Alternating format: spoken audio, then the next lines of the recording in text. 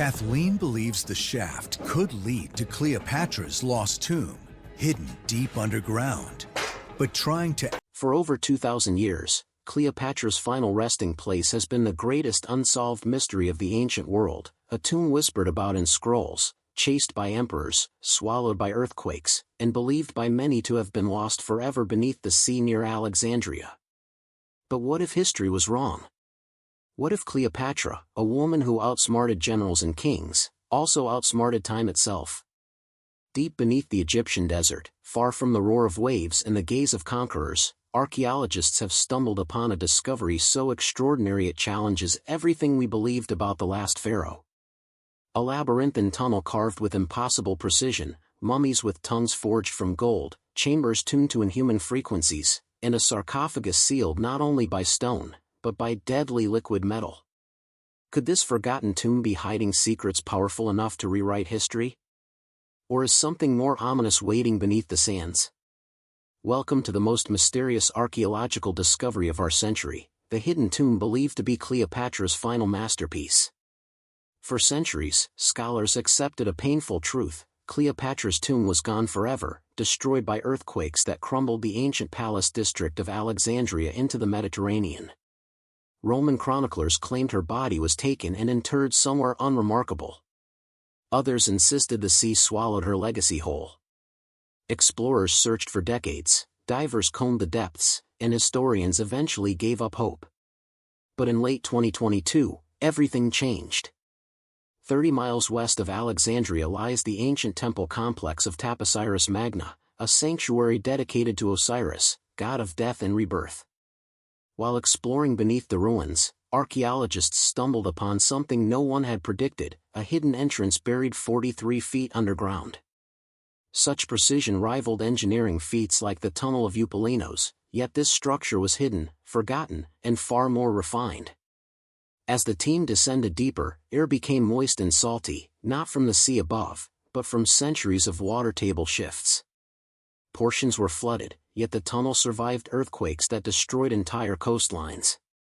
But the true shock came when excavation revealed alabaster heads of elite figures and bronze coins bearing Cleopatra's unmistakable profile.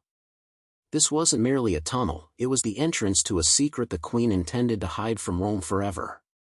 Popular culture paints Cleopatra as a seductress, a queen defined by romance with Caesar and Mark Antony.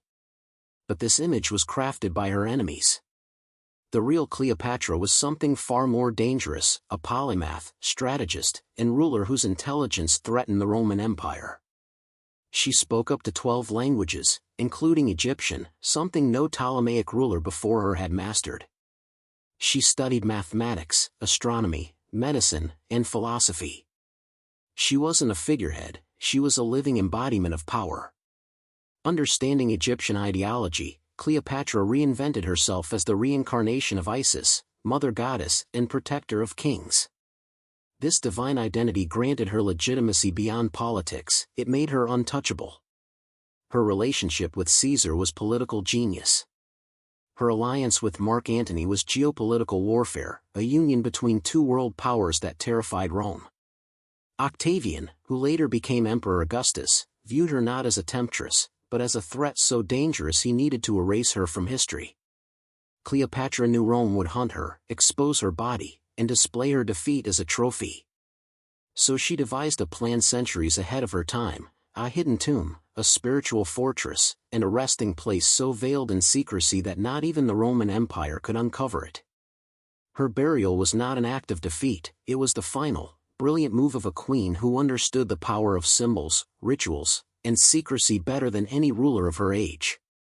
The mile-long tunnel beneath Taposiris Magna is unlike anything discovered in Egypt. It wasn't built for water. It wasn't built for mining.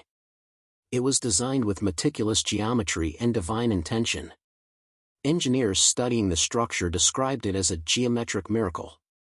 The walls were too smooth, the level too perfect, the depth too intentional. No ordinary people would have walked through this corridor, it was crafted for a queen. As they progressed deeper, environmental sensors detected something strange: subtle vibrations, electrical energy, and a resonance in the limestone that amplified sound. Some archaeologists believe the tunnel was designed intentionally to disorient intruders or enhance ritual ceremonies. Others think it served as a protective veil, a physical and psychological barrier to keep Cleopatra's enemies from reaching her. But the most astonishing discovery was waiting beyond the tunnel's sealed end, a chamber containing mummies unlike any seen before. Through a collapsed stone doorway lay a chamber of elite burials, but these weren't ordinary mummies. Every body found bore a tongue made of solid gold. In ancient Egyptian belief, a golden tongue allowed the deceased to speak before Osiris in the afterlife. It symbolized purity, divine communication, and eternal authority. Only the elite, priests, nobles, and sacred guardians, were granted such an honor. But here, all the mummies shared this rare feature. This indicated something profound: the individuals buried here were not random elites. They were guardians of sacred knowledge, possibly priestesses and priests sworn to protect Cleopatra's final secret. Alabaster busts of high-ranking nobles rested nearby, along with coins featuring Cleopatra's face. The message was unmistakable: this chamber was connected directly to the queen. But the golden tongues carried deeper symbolism. Gold was the flesh of the gods. By sealing their mouths with it, the priests ensured these guardians could speak eternally, a divine protective force for Cleopatra in death. Their placement at the end of the tunnel suggested a deliberate design: they were spiritual sentinels, protectors of the queen's passage to the afterlife. Yet even they were merely the beginning. What lay beyond their chamber was darker, larger, and far more dangerous. At the heart of the hidden complex stood a black granite sarcophagus carved from a single colossal slab. Its surface was polished to a mirror shine, reflecting torchlight like dark water. The stone was so dense and flawless that modern engineers struggled to understand how ancient craftsmen shaped it with such precision. But the sarcophagus held an even more shocking secret. It wasn't sealed with resin or wax, it was reinforced with thick bands of lead, a method rarely used in Egypt. Lead was intentionally chosen for one reason: to prevent anything inside from escaping, or anyone outside from opening it. Even more disturbing was what imaging technology revealed beneath the lid. The interior was filled with a toxic mixture of resin and mercury, forming a metallic pool. Mercury, a liquid metal associated with immortality in ancient alchemy, was rarely used in Egyptian burials. Its presence here suggested advanced scientific knowledge. Between them rested a bronze cylinder, sealed shut, covered in serpentine etchings, and fused from within. This arrangement directly challenged Roman accounts, which claimed Cleopatra and Antony died separately and were buried apart.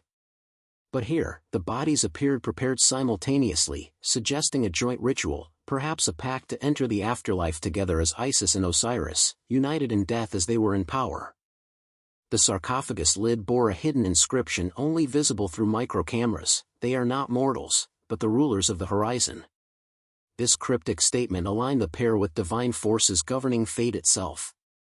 The deeper the team explored, the darker and more intense the mysteries became, none more chilling than the chamber that lay beyond. Past the sarcophagus stretched a narrow, winding corridor leading into a circular chamber unlike anything recorded in Egyptian archaeology. Carved into the limestone walls were 36 niches, each holding a single human skull. The skulls were cleaned, polished, and dusted with gold powder.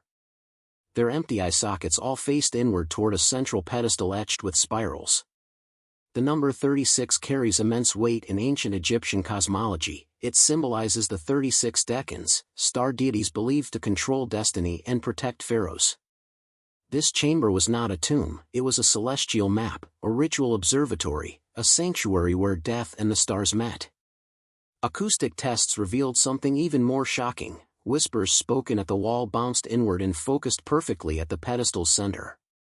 The chamber acted as an amplifier, a ritual sound device capable of inducing trance states. Residue of blue lotus, a psychoactive plant used in mystical ceremonies, was found on several skulls, suggesting the guardians willingly entered death during a mass ritual, a final sacrifice to protect Cleopatra. This room wasn't just symbolic, it was engineered to weaponize sound, belief, and fear. The skulls formed a spiritual circle sealing the queen's resting place with layers of protection far beyond physical barriers. But the mysteries didn't end there. The discoveries at Taposiris Magna have sparked theories that blur the line between archaeology and the unknown. Mercury is lethal. The sarcophagus essentially created a biological booby trap.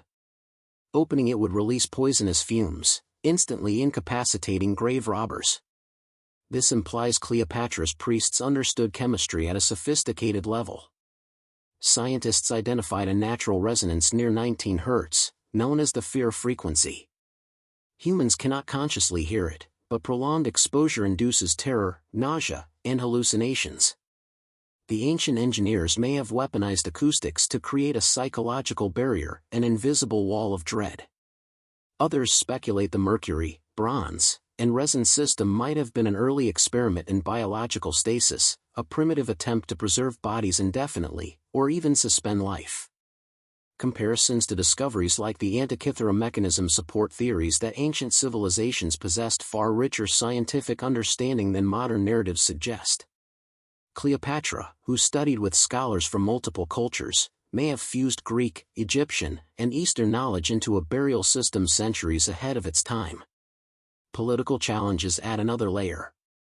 Cleopatra's ethnicity remains heavily debated: Greek, Egyptian, African, a mixture. Genetic testing could rewrite national identities. Egypt fears political backlash, and international institutions compete over who should study her remains. Tourism interests also intensify the conflict. A discovery of this magnitude could transform Egypt's economy overnight, but exposure risks looting and irreversible damage. So for now, the world must wait.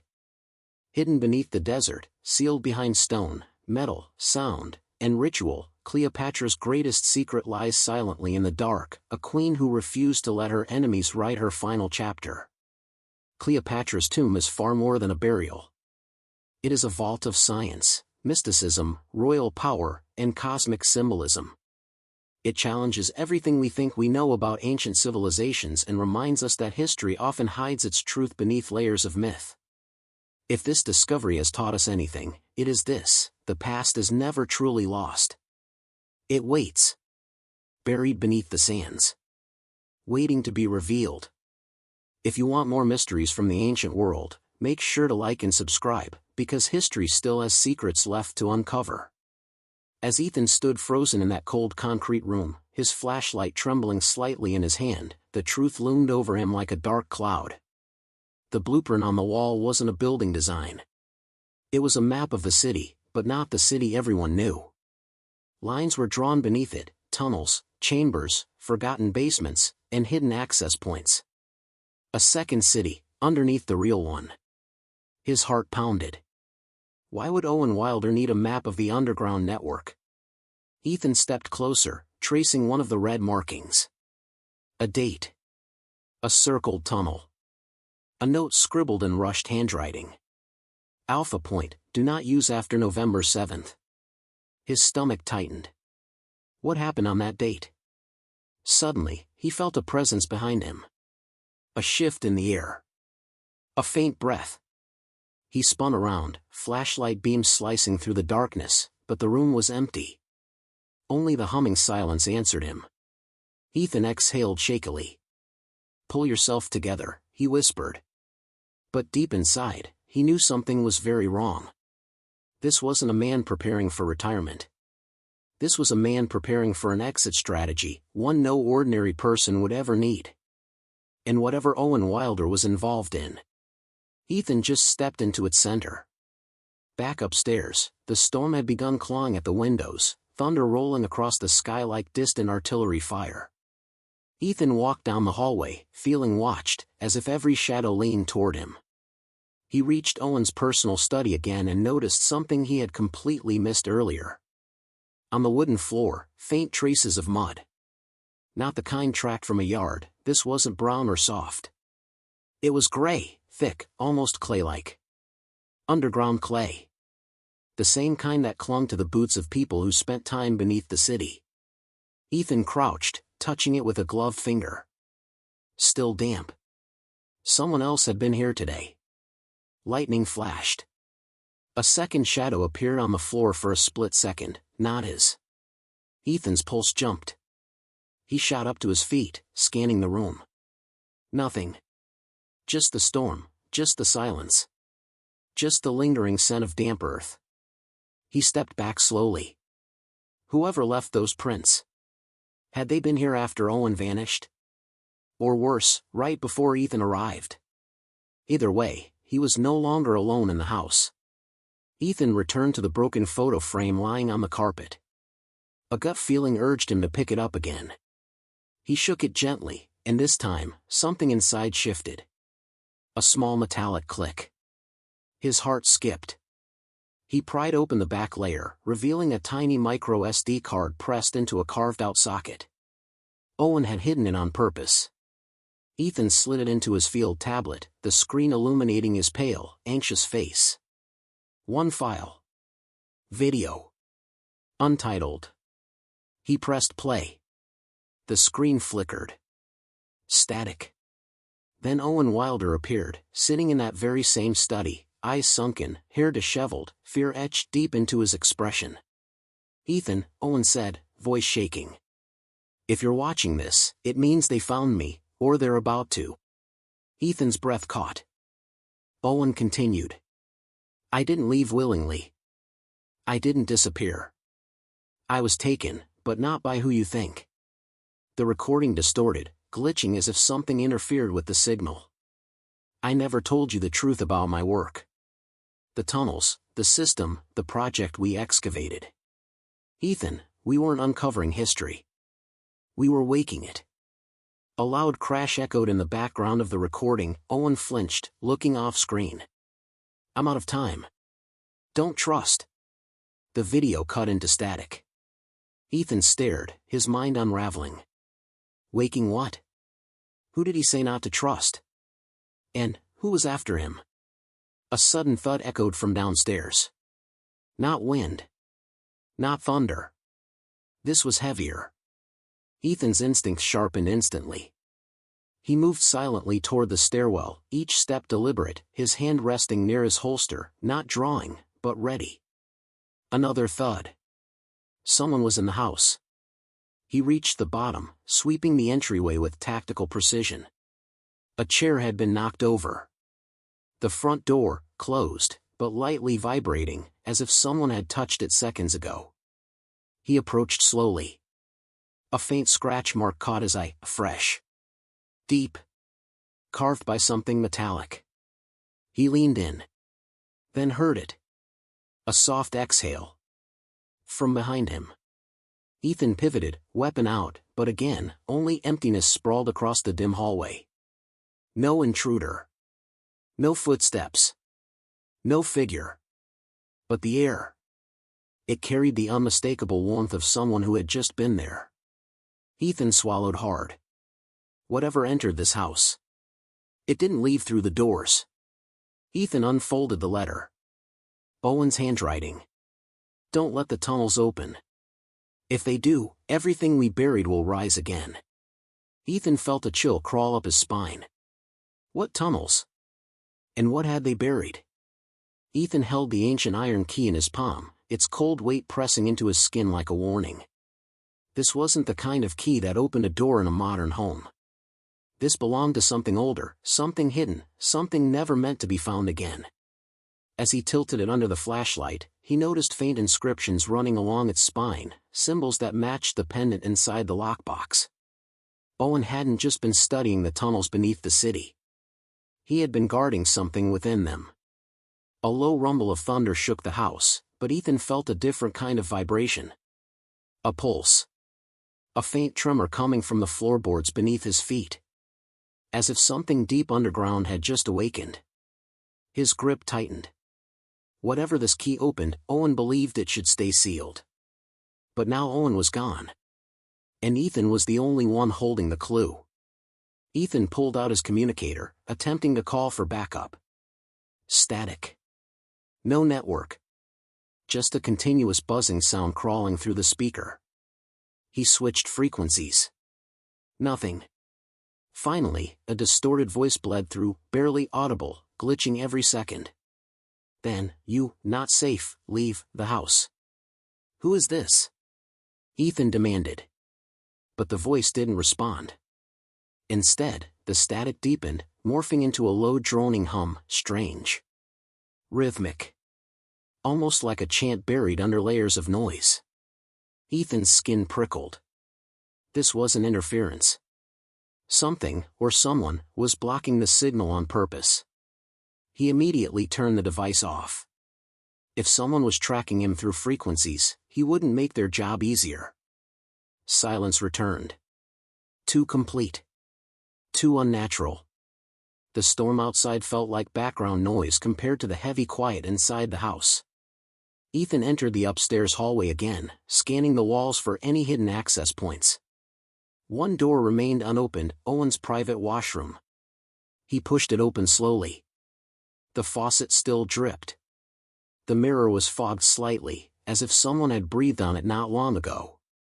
Ethan approached the sink, noticing muddy fingerprints along the edge. The same gray underground clay. Then, a movement. In the mirror. A silhouette standing behind him. Tall. Still. Watching. Ethan spun around, but the room behind him was empty. His heart hammered in his chest. He turned back to the mirror. The silhouette was still there. Closer. Almost touching his shoulder. Ethan staggered back, breath shaking, hand reaching for his weapon. The mirror suddenly cracked, a thin fracture spreading like a lightning bolt across the glass. A whisper escaped through the room. "Don't open the tunnels." Ethan froze. This voice wasn't Owen's. It wasn't anyone human. The whisper dissolved into the air like smoke. Ethan backed out of the room slowly, never taking his eyes off the broken mirror. Something was in the house with him. Not physical. But present. Watching. Warning. Or threatening, he couldn't tell which. Minutes later, Ethan finally noticed something he had overlooked earlier, a narrow wooden panel on the far side of the hallway. Faintly painted blue. Completely out of place among Owen's polished decor. He approached cautiously, tracing the edges. The panel wasn't decorative. It was a door. A hidden one. He pressed his ear against it. A soft hum vibrated from the other side. Not mechanical. But organic. Like breathing. Ethan swallowed hard. He inserted the ancient iron key into the keyhole he hadn't noticed before, perfect fit. The lock clicked. The hum stopped instantly, replaced by an eerie silence. Ethan exhaled once, bracing himself, and pushed the blue door open. A gust of cold, stale air rushed over him. Behind the door lay a steep stairway descending into pure darkness. This was it. The entrance to the tunnels. The place Owen warned him about. The place where everything began. Ethan stepped down slowly, the wooden stairs creaking beneath him. The deeper he went, the colder the air became, as if the warmth of the house could no longer follow. Halfway down, he saw markings on the walls, the same symbols etched onto the key and pendant. This was a ritual entrance. A gateway. Not man-made. Not recently built.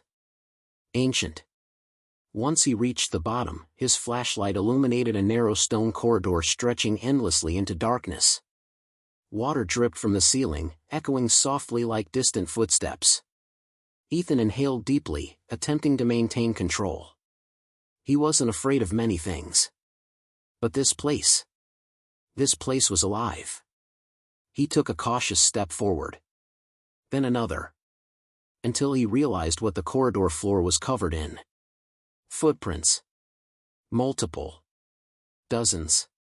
Some fresh. Some old. Some, too large to be human. Ethan stiffened. He wasn't just following Owen. He was walking into a world Owen never wanted him to see. The corridor ended abruptly. Ethan's flashlight trembled in his hand as he scanned the massive stone archway that loomed before him. It was carved with symbols older than the city itself, patterns of spirals, eyes, and serpents.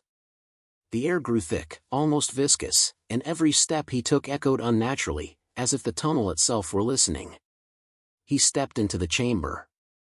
Whispers filled the air, soft, unintelligible, as though 1,000 voices spoke at once just beyond comprehension. The walls themselves seemed to pulse with them, subtle vibrations tickling his skin. And then he saw it. Rows upon rows of stone niches lining the chamber walls, each holding what appeared to be ancient relics, some cracked, some glowing faintly. At the center, a black stone pedestal bore a faint outline of a human figure. A chilling thought hit him. This wasn't just a tomb or a tunnel. This was a vault of power, preserved for centuries, waiting for someone, or something, to awaken it. Ethan approached the pedestal cautiously, flashlight scanning the carvings etched deep into the stone. Strange runes glimmered faintly, as if reacting to his presence. He noticed a hollow at the center, the exact shape to fit the bronze cylinder Owen had hidden in the lockbox. Heart racing, he retrieved the cylinder. The metal felt unnaturally heavy, almost alive in his hand. As he set it into the pedestal, the chamber trembled. A beam of light erupted from the ceiling, cascading down in a narrow shaft, illuminating every symbol on the walls. The whispers intensified, no longer distant, now deafening in his mind, each voice repeating a single word over and over. Awaken. Awaken. Awaken. Ethan staggered back, trying to resist the voices. Then he realized, they weren't just warnings. They were instructions. The bronze cylinder began to spin on its own, etching spirals of light into the pedestal. Symbols shifted on the walls, aligning perfectly with the patterns on the cylinder.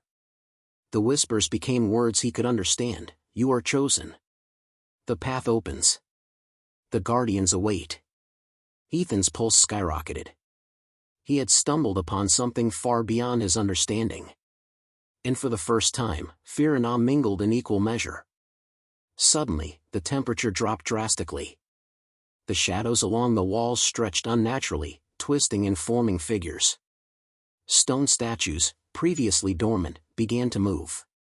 Humanoid shapes, perfectly carved, now animated, stepping down from their pedestals with silent precision. Their eyes glowed faintly, reflecting the light from the spinning cylinder. Ethan realized the whispers were their voices. The guardians Owen had warned him about.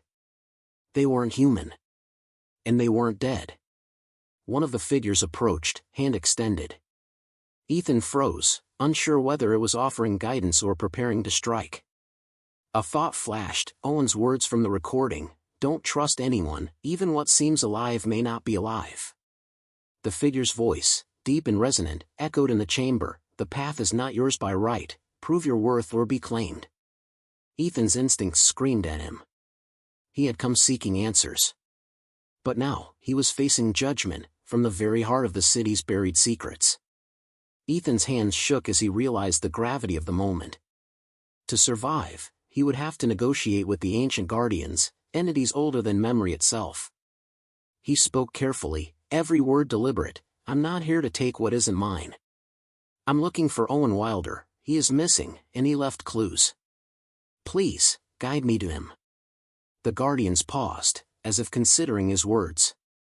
The whispers in the chamber softened, coalescing into a single voice, "The one who awakens the path must bear the burden. Follow, but beware, the past does not forgive." The central pedestal shifted, revealing a spiral staircase leading deeper into the abyss. Ethan glanced at the bronze cylinder. It had stopped spinning. The light from the ceiling dimmed, leaving the chamber bathed in a faint blue glow. The guardians stepped aside, forming a silent corridor for him. Ethan took a deep breath and began descending. With each step, the whispers grew, guiding him, but also warning him. This was no longer about Owen. This was about unlocking a force buried beneath the city, a force that had been waiting for centuries to awaken. The staircase ended abruptly, opening into a vast cavern, larger than anything Ethan had imagined. It wasn't a natural formation. Every wall, every pillar, every surface was carved meticulously, glowing faintly with inscriptions and murals depicting events he didn't understand. And in the center, a river of black liquid flowed silently. A liquid that seemed to absorb light rather than reflect it. Bridges of stone arched over it, leading to multiple chambers across the cavern. Ethan's mind raced. This was no ordinary tunnel system. This was an entire hidden city, lost for millennia. He spotted movement in the shadows, figures walking, crouching, guarding. Some human. Some not. The whispers had returned, clearer now. Beware the river takes what is unworthy. He realized the bronze cylinder might not just be a key, it could be a shield, or a weapon against whatever lay ahead. The air was thick, metallic, and alive with energy. Ethan's every instinct screamed, this place was dangerous, but the answers he sought, and perhaps Owen himself, lay somewhere inside. At the far end of the cavern, a massive bronze altar awaited. It pulsed with energy, resonating faintly with the cylinder in Ethan's hand. Carvings of serpents, celestial bodies, and human figures intertwined, almost moving as if alive. Ethan stepped closer. The guardians remained at the perimeter, watching silently. As he placed the cylinder on the altar, the surface shifted. A panel slid open, revealing a hidden compartment. Inside, a small journal bound in cracked leather. He opened it carefully. Inside, Owen's handwriting scrawled across the pages. The city is alive. The river is not water. It chooses. It feeds. Only the worthy may pass. Ethan, if you read this, know that I tried to protect you. I failed. Beware the final chamber, and trust no one, not even the guardians. Ethan's pulse quickened. The final chamber. The heart of the underground city. And the secret that had swallowed Owen Wilder.